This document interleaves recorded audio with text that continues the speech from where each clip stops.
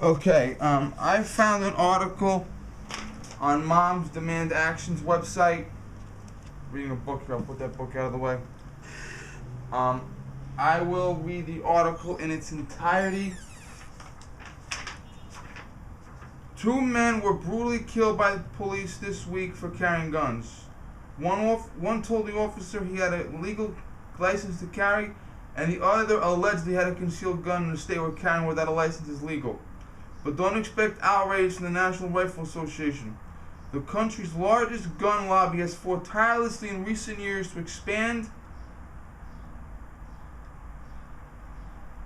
gun ownership to all Americans, successfully securing the right for people to legally carry both open and concealed firearms virtually anywhere they want. In Louisiana, where Alton was shot Tuesday night at a convenience store, a license is not required to openly carry a firearm. And in Minnesota, where Philando Castile was shot on Wednesday during a traffic stop, people with permits can carry weapons openly or concealed. Before he died, Castile specifically told the officer Wednesday night that he was armed and had a license to carry, but was shot and killed anyway. He tried to tell you his license was to carry. He was going to take it off. Please don't tell him my boyfriend is gone. He don't deserve this, his girlfriend said in a Facebook Live video she recorded after the incident. Her young daughter witnessed the entire thing from the back seat. The night before, Sterling was restrained and pinned to the ground after an officer yelled, "He's got a gun. Gun." An officer shot him in the back several times before another officer pulled the gun out of his back pocket. More than 1,000 people were fatally shot by police officers last year. Each police shooting could easily play into the NRA's narrative of government tyranny, a chance to call for arming civilians to stand against the oppressive state that is literally killing them and their families. Each shooting could be a chance for the group to call for more good guys with a gun to protect themselves if they are stopped with a busted taillight and the situation escalates. But the NRA has not addressed either shooting. Instead, the group had shared news this week of a Pennsylvania homeowner who shot a man after an apparent home invasion, and a Colorado man, a good guy with a gun, who stopped the robber until police arrived. Both incidents occurred in rural neighborhoods. The Pennsylvania town where the home invasion occurred is 100% white. While the NRA loves to highlight these stories about using guns to punish criminals, they are exceedingly rare. Less than 1% of homicides in the U.S. occurs during a home invasion, and the rate of burglary in the U.S. has been steadily declining. Meanwhile, the reality of gun ownership in black communities, especially in cities, is much different. Hold on a minute. Hello?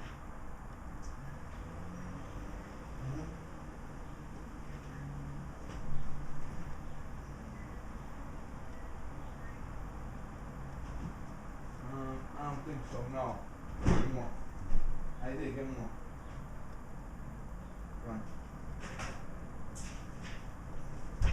Sorry, phone calls happen. Okay. While 61% of white Americans think gun rights are more important than gun control, 60% of African Americans hold the exact opposite position.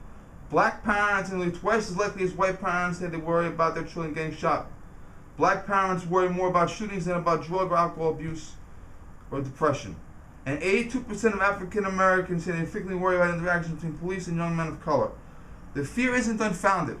4 in 10 African Americans have been personally impacted by gun-related violence. More than half of all black millennials have said they know a victim of police violence. In black neighborhoods, like in all other parts of the country, more guns mean more violence, and has been proven time and time again.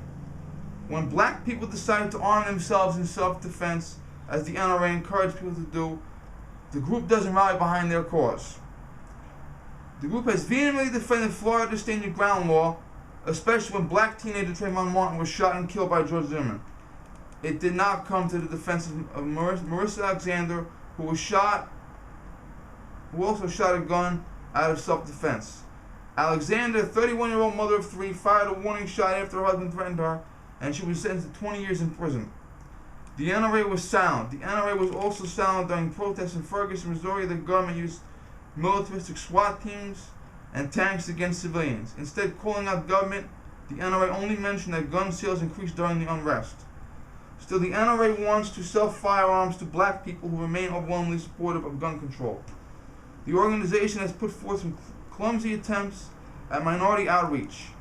As its annual convention in Louisville this year, where there was hardly a non-white face in sight, the group intended to market to black people, highlighting videos in which black gun owners discussed the threat of foreign terrorism coming across the border and Islamic sleeper cells in every major American city. In the National Rifle Association of America, the black NRA gun rights personality Colianne Noor declared in one such video, "And I am freedom's safest place." Noor, who hosts the show NRA's website, dedicates most of his airtime rallying against black on black crime and gangbangers, criticizing liberals for releasing supposedly violent felons from prison while pushing for more gun control. The lobby also invited black Milwaukee Sheriff David Cook to speak alongside Donald Trump and Wayne LaPierre during his major leadership conference this year. Haven't spoken in a while in public. The first words he uttered, "Let me be clear on one thing. Blue lives matter, police lives matter, cop lives matter." Now, Trayvon Martin. George Zimmerman is not a hero. He's not. He's bad. Okay? He's been bad time and time again. But Zimmerman was laying on his back while Martin was punching him in the face and banging his head on concrete. Martin stood his ground. Martin could have gotten up, ran away, and called police. Martin did not. But that issue was, two guys in a dick measuring contest, and it got way out of control, and that was that. Now in Florida, interestingly enough, more black men than white men use stand your ground to legitimately defend themselves. Now the shooting in Minnesota of the guy Castile, I was actually going to do a video about that, but then as I was going to do a video about it, thank God I didn't, I saw a new news feed that maybe delay it.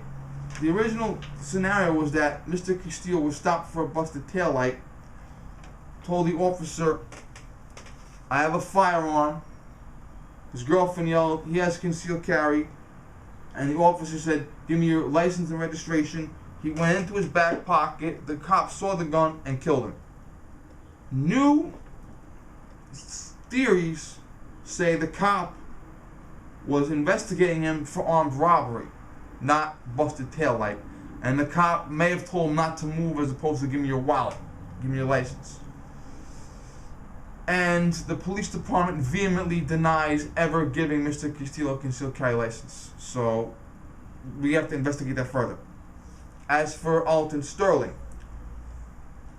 time and time again we have to say this. Well, first of all, they talk about the NRA. They talk about the NRA not supporting blacks in Ferguson. Well, in Ferguson, they weren't exactly. And they were white thugs too, Spanish thugs, okay? It wasn't just black thugs. There were other thugs mixed in Ferguson too. It wasn't all black, okay? And there were black store owners and black home owners and black police officers and black priests in Ferguson too, okay? But in Ferguson, they were looting stores and setting buildings on fire. Obviously, the NRA is not going to support that kind of a protest against government tyranny, okay? And the NRA supports like the Tea Party and all that other bullshit, but if you're gonna fucking set fire to a store because you're upset that a cop shot a guy in self-defense, the NRA is not gonna support you, believe me. Now, but the NRA did support blacks in 1870 when they gave them guns to defend themselves when the Ku Klux Klan was ordered by the Democratic Party to kill blacks. Now, in the Alton Sterling incident, they flat out said Mr. Sterling was shot in the back. Video clearly shows Mr. Sterling was shot in the chest. Twice by one officer, 4 times by another officer. Now, Louisiana, carry conceal this, open carry that, constitutional carry that, license this, permit that. Mr. Sterling was exempted from the Second Amendment entirely. Now, moms demand that all their surrogate groups, Every Town This, Brady that, okay, all these gun control groups say the NRA is making it easier for criminals to get guns. The NRA is making it easy for you to buy a gun at a gun show loophole. The NRA is fighting against gun control. The NRA is fighting against, and they have these political cartoons. where the guy walks into the fucking FFL foaming at the mouth. My voice is the voice in my head telling me to buy an AR-15. I need an assault rifle. Okay, so they want you to believe the NRA supports criminals, and then when NRA does not support Mr. Sterling, they say, well, the NRA did not support Mr. Sterling because Mr. Sterling is black. Okay. Here is Mr. Sterling's complete record. 1698, simple battery. 5/4/2000, public intimidation. 9/20/2000, carnal knowledge of a juvenile. He was 20, she was 14, he got her pregnant. Remember I said the mother of his child? Yeah, that was, it wasn't 18 and 16, it was 20 and 14 years old. 9/4/01, domestic violence. 5/24/05, burglary of an inhabited dwelling place. That means, burglary means you entered where you did not belong with the intent to commit a crime therein. Dwelling place means someone's home. Inhabited dwelling place means the guy was home at the time of the burglary. 7/11/05, receiving stolen goods. 9/12/05, burglary of inhabited dwelling place. 3/17/06, simple criminal damage to whatever the hell. It's cut off. 4/4/08, domestic abuse battery. 6/03/09, resisting an officer, drug possession, receiving stolen things, possession of a stolen firearm, illegally carrying of a weapon, with CDs, sound reproduced without consent. That means selling stolen CDs, selling CDs, and not sharing profits with the company. Selling copyrighted material. 10/12/09, illegal carrying of a weapon, marijuana possession. 8/13/15, failure to register as a sex offender. 4/8/16, failure to register as a sex offender. So basically what that means is Mom's Demand is lying their ass off again. Okay? Because Mom's Demand has created a narrative that, and that article is on Mom's Demand's Facebook page. You can look at their Facebook page because I can't comment because I'm blocked, but you know what I mean? But you can still look at it. Go on Mom's Demand's official Facebook page, a little check mark verified. They're creating the narrative that the NRA does not like black people. The woman that got 20 years, I could be mistaken about this, but I think that was a case where a woman was threatened, got a gun, went to the guy's house and fired a warning shot at him or whatever. I think that was the case. I'm not 100% certain on that. Now, if someone's attacking you right now and you shoot them, self-defense. If you get a gun and go after them later, you're not a police officer, you don't have an arrest warrant in your hand, that's going to be considered vigilante justice. Assuming that's the woman. I could look it up later. But this is more of their bullshit narrative. And I'm calling the fuck out on it. Now, if I was the police department in Baton Rouge, I would sue them. If I was the NRA on the board, I would sue. Okay? Because, they're actually using examples of riots in Ferguson. They're saying that the NRA didn't support the black protesters in Ferguson. Well, we forgot to mention the protesters in Ferguson who were joined by whites and Hispanics as well. And let me tell you something. If you see a bunch of black protesters, or black rioters I should say, and there's one white guy, if I had like 50 black rioters, 50 black guys, they're setting fire to cars, they're punching cops, okay, they're looting, okay, and I got one white guy in there, let me tell you something right now. The white guy is the most dangerous guy there. Because there's no telling what he did to get their respect.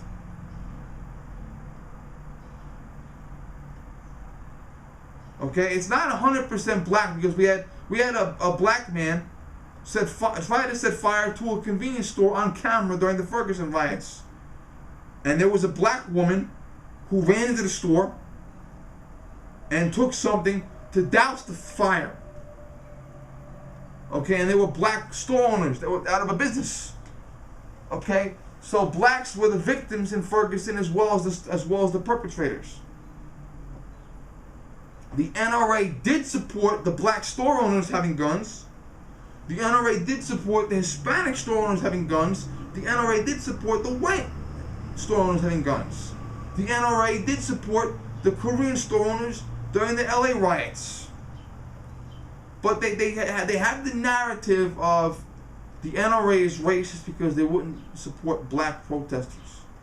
Exclude the fact that the black protesters were rioters, setting fires and looting and beating the shit out of people and, fucking chaos. You saw it on TV. I did. People can carry concealed in Louisiana or open. They have a right to, according to the NRA. Okay, once again, Sterling is a felon with a gun. And they forgot to mention, oh, by the way, Mr. Sterling was being investigated for using a weapon for a threat. Now, I said it before that there was a rumor going around, I heard on Fox News, that the Sterling case was an anonymous guy made a prank call to 911, that he'd been threatened. But by mere coincidence, Sterling has 1 million arrests on his record and the gun on him. Well, remember the situation I talked about when I was a kid? The police came, me, my mother, my father, my brother from California were here.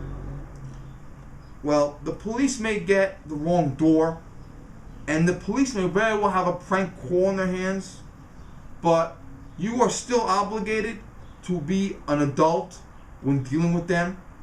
Okay? If a police officer gets a prank call that you committed a felony, and the officer goes to investigate on a neutral basis, ask you some questions, maybe get some answers down, okay, maybe talk to a few of your neighbors, okay. If you are spitting at them, cursing at them, throwing shit at them, if you're gonna sit down, if you're gonna show your hands, okay, you're gonna get charged with assaulting police officers, obstructing justice, disorderly conduct, blah blah blah. And when you go to the court, your lawyer's gonna say, Your Honor, it was a prank phone call. That don't matter at all.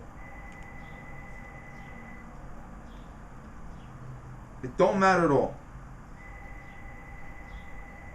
So now there was another report that some people say Sterling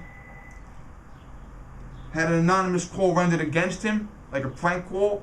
There was another rumor I heard that Sterling was threatening a homeless man. The homeless man asked for spare change. Mr. Sterling pulled his gun out and said, "Get the fuck away from me," or some shit. And the homeless man is the one that called 911. So there's still a couple things that got to be ironed out. Also, the gun was not in his back pocket as mom's demand says it was. The gun was in his side pocket. Now, when you are a felon with a very lengthy record, being investigated for a possible felony threat, and you refuse to comply with a verbal order, a taser, and a physical restraint, the simple fact of you going near the gun, it doesn't matter if you've touched it. It doesn't matter if it's loaded. It doesn't matter if it's fucking real. The simple concept of going near a gun or an item that looks like a gun during an arrest is going to get you shot. I'm sorry. Now, there are twice as many white guys killed by cops than black guys. Okay, let's see the facts. Were they fucking resisting arrest? Were they running around knives in their hand? What the fuck's going on? The people in this world, the people in this country today are very stupid. And if you don't believe me, look at every politician in office. You still don't believe me? Look at how long the politicians have been in office. Okay, and mom's demand is very smart. They know that a lot of people are stupid. And they know that when you tell people that are stupid, the NRA doesn't support black protesters. That sounds pretty bad. The NRA doesn't support a black man carrying a gun for self-defense. That sounds pretty bad. The stupid people don't look at the facts. The black protesters were not protesting, they were rioting. the black armed guy was not a CCW NRA member. He was a convicted felon with a gun, resisting arrest, reaching for the pocket. Okay? And I'm calling bullshit on this, okay? Because we're paying fucking money. Between NRA, Gun Owners of America, Second Amendment Foundation, okay? We're paying fucking money for this shit. We're paying money towards them. And they're not responding to this shit. Okay? I would recommend the NRA file a civil lawsuit against Moms Demand Action for slander and libel. I don't know how far it'll go or what the exact procedures are. I don't know a lot about civil law. I know mostly criminal law. But I think it's worth a shot. Because I think that if people got the fucking message that if you start publishing slanderous and libelous articles about people and they drag you into court and sue you and you got to get a lawyer and defend yourself in civil court, maybe they'd get the message. Thank you.